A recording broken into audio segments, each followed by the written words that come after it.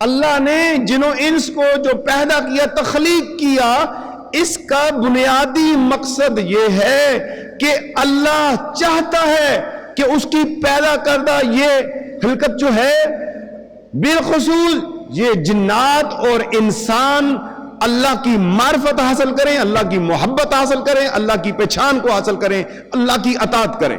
یہ مقصد انسان ہے اس کی حیاتی کا، اس کے علاوہ اور کوئی مقصد نہیں ہے۔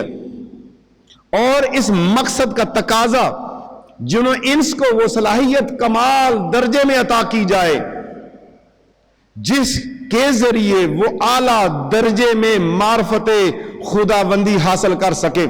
لہذا اللہ تبارک و تعالیٰ نے جن و انس کی اصلاح کے لیے انبیاء و مرسلین کو مبعوث کیا، نبی اور رسولوں کو حکم دیا کہ میرے لوگوں کو، میرے بندوں کو بتائیں، میری معرفت میں میرا ہونا یقینی ان کے دل کے اندر منتقل کریں کہ وہ اپنے الہ سے تعلق کو جوڑ لیں، وہ مالک کے ساتھ جڑ جائیں، اپنے رب کی معرفت و پہچان حاصل کریں۔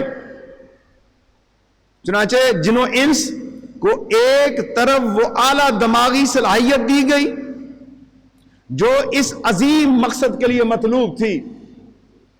اللہ نے انسان کو بہت بڑا دماغ دیا ہے، جنات کو بھی بہت بڑا دماغ دیا ہے، انسان کو بھی بہت بڑی طاقت دی ہے، جنات کو بھی بہت بڑی پرواز دی ہے۔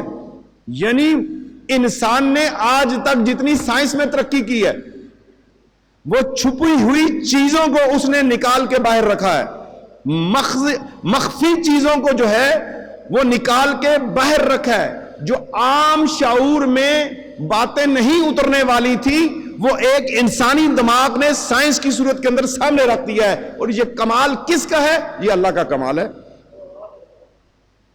کہ اللہ نے اس بندے کو اس چیز کی معرفت دی۔ اگر یہی انسان جو کرید کر سائنس ایجاد کرتا ہے، جو اللہ کی بنائی ہوئی چیزوں کو اظہار کرتا ہے، اگر یہی انسان اللہ کی معرفت کو حاصل کرے، اس میں گم ہو جائے اور جستجو حاصل کرے، تو پھر انسان کہاں سے کہاں پہنچ جائے۔